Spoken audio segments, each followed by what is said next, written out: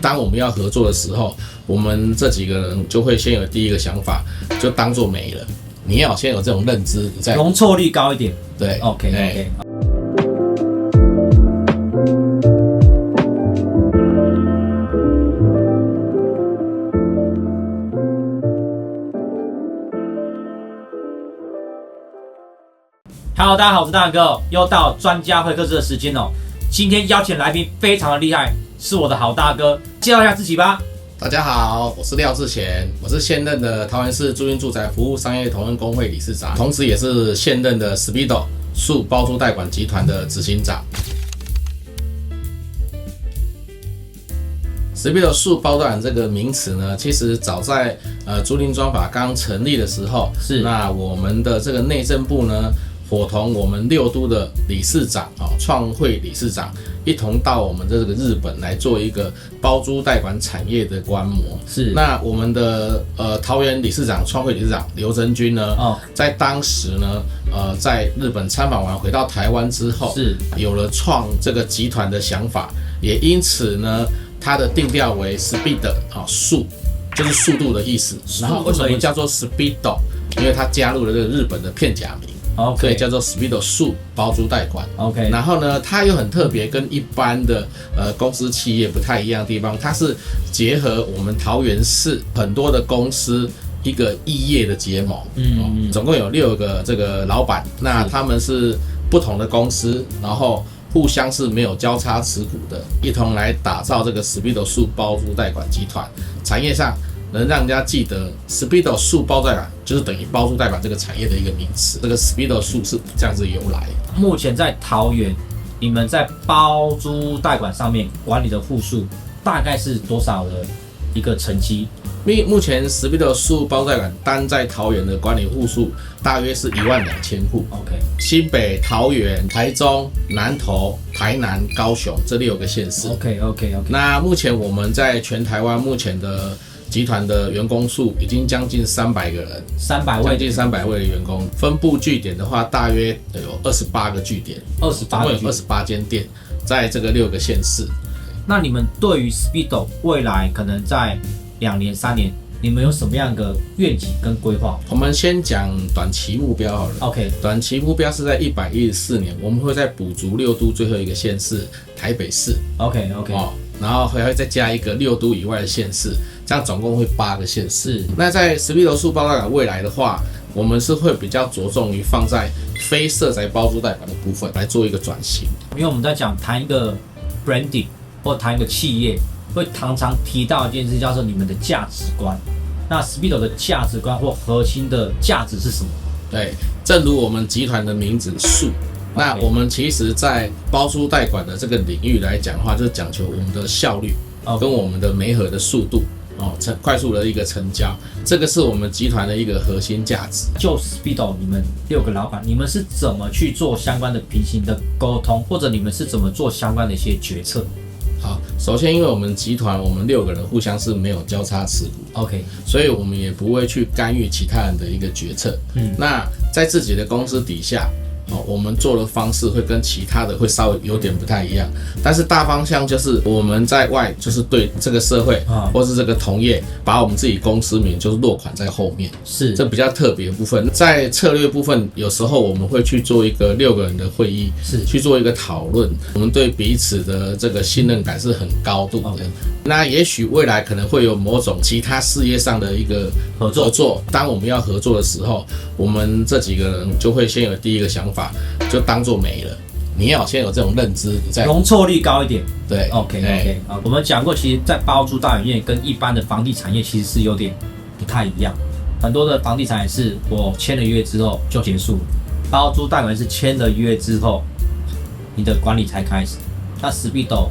未来这2年、3年，你们怎么在管理上面跟其他的包管业差异化的策略？首先因为我接任执行长大约1年多了，那我接任第一件事情就是先整合我们集团内部的管理，这6个老板的公司，它各有各的优势，先将这所有的优势做整合。然后我这边也有打造出一个我们自己集团的讲师团，讲师团开课的时候就会发出邀请，向我们集团各店你要来上课就来上课，因为它是一个比较统一的一个教育训练。那再者就是说，因为管理的部分，其实在包租代管业是很重要的一环，原因就是因为它比较不像其他的不动产业要不断的重复去陌生开发，而是透过我们包租代管业的特性，后端的管理服务品质去延伸出转介件，这个是只要有规模的包租代管公司都一定是有这样子的一个程度。对，所以这个部分就是我们彼此之间也会在我们集团内去做一个比较案例好的一个分享。那也会定期呢召开这个季会，给予同仁一个氛围感、一个架构感。这个是我们集团的部分。所以我结论一下，其实Speedo 在后面的几年在管理的部分，先做到一件事情是找到对的人上车之后，在教育训练上可以标准化，对，把一些不管是价值观或者伦理道德这件事情把它建构出来，透过每一个忌讳的部分，让员工或者让你的伙伴们了解我们的价值观，了解你们现在要推行的制度，对，那再去执行相关的事情。对，所以其实它也有点仿照我们的一般仲介业的一个业绩竞赛。所以我们的业绩竞赛在我们集团内来讲的话，是算内部竞赛，在每一季呢给予一些竞赛优异的同仁来做一个表扬。塑造英雄人物那种概念。那在集团部分，因为我们采取的也是一个业务同仁的一个阶段性，也就是说每一个业务同仁在每一个阶段，它会有不一样的职称，有点像玩游戏一样。你打怪打到一定程度，你就升级了，奖金也会跟着升级，让同仁他会有一种动力，想要去为这个目标去努力，这样子。这个是集团的部分。各位观众，我们相信如果在桃园没有听过速包租代管，或没有听过 Speedo， 应该非常的少。今天我们听到我们的廖执行长分享了非常多速包租代管的一些商业模式，还有他们的核心价值观。等一下我们来分享一下我们的廖执行长他的另外一个身份，叫做廖理事长。请哥分享一下，就是你怎么我们在讲啦，就是在接任桃园租赁住宅服务商业同业公会这个担子其实是无极职，为什么会选择去接任这个职位？当你企业营运到一个地步的时候，你首先会对你自己企业的员工有一个企业责任在，对你的客户会有一个社会责任在。那我们在这个产业上来讲的话，也会有一个叫做产业责任。那在还没有接任理事长之前，其实在我们桃园业界包含跨到外县市的很多同业的，其实会常常来问我很多包租代管上的专业问题，其实我也蛮无私的分享给大家。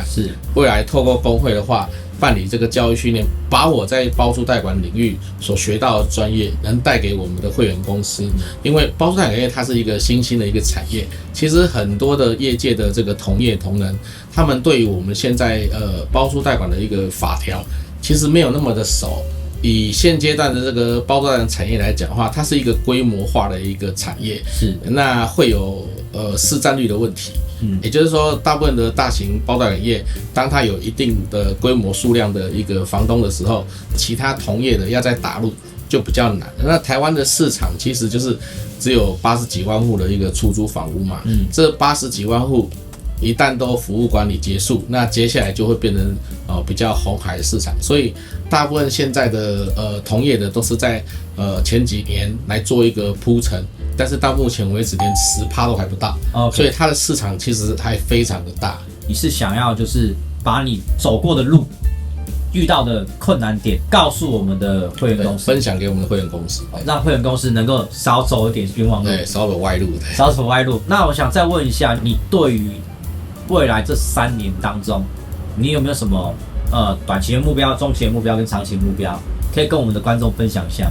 短期目标在第1年先建立我们现在工会的一个教育训练制度，定期排一些教育训练课程给我们的会员公司，因为这个是我们会员公司在补充专业上比较薄弱的部分。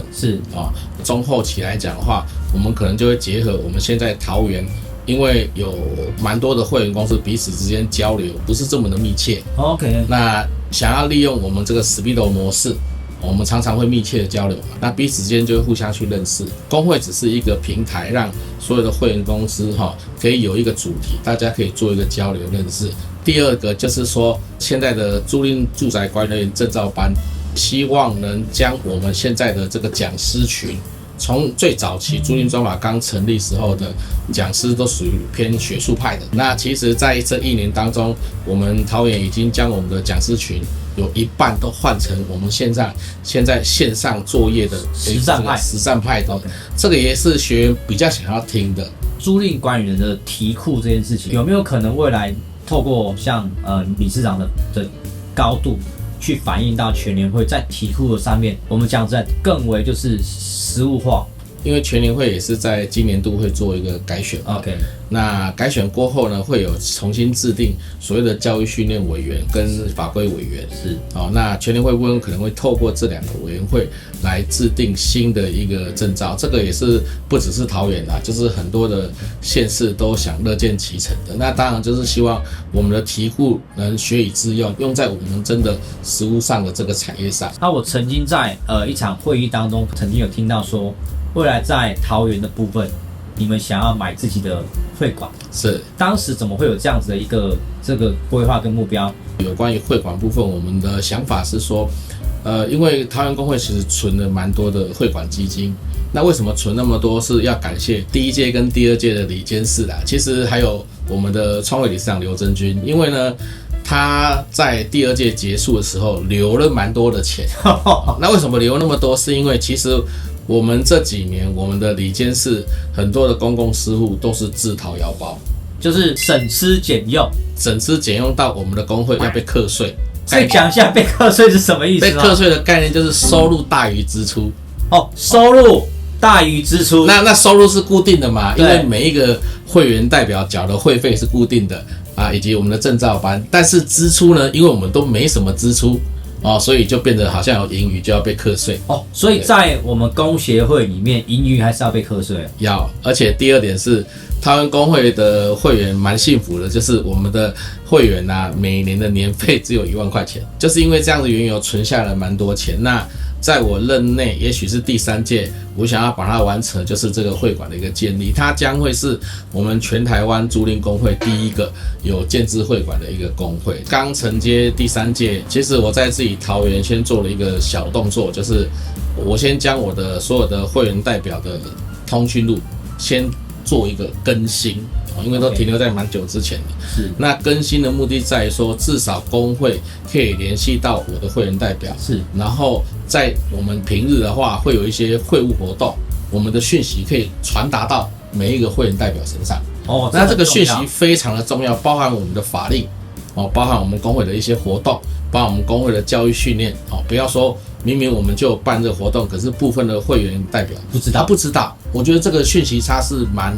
蛮不好的，所以我第一件事情先建立全新的一个通讯录，在人员部分也换了一个全新的团队，我们的这个工会事务秘书的部分，专门 for 我们会员的服务使用的，只要有人，那就有很多事可以去做，也不会说去增加我们母会中介工会的一个负担，这个也是我现在正在执行的。等于是在桃园租赁工会慢慢开始独立去成长，独立去作战。对，就是已经有自己的，将来啦，有自己的会馆，有自己的会务人员，它是一个可以独立成长的一个工会了。未来桃园租赁工会你是新任的理事长，你怎么可以去影响到，比如说影响到新北，影响到台北，甚至影响到基隆，甚至我们影响到旁边的新竹市或新竹县这样？各个工会都有在办理这个证照班。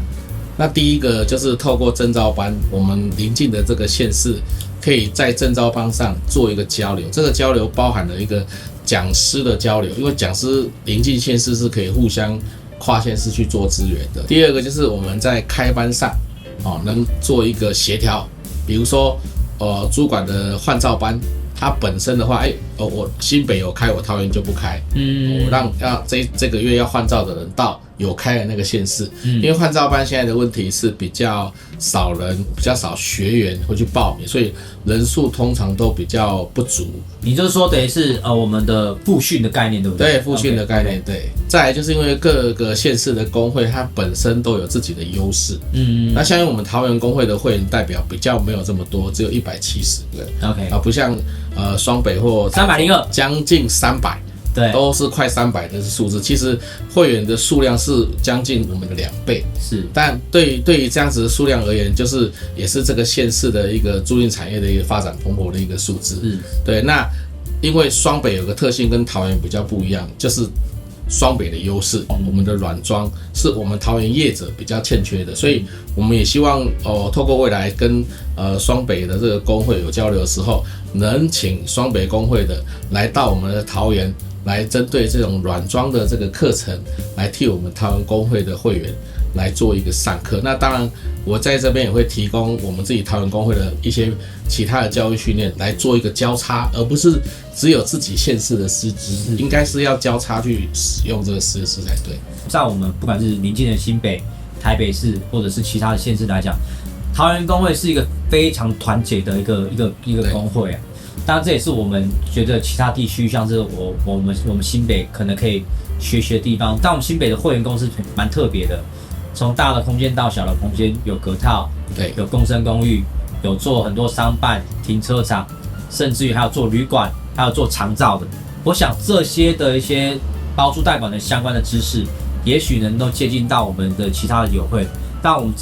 台北、基隆、桃园大家一起1+1大于2。今天非常感谢我们的廖志贤廖理事长能分享这么多精辟的一些商业模式哦。那我是大仁哥，我是廖志贤，我的用心你看得见。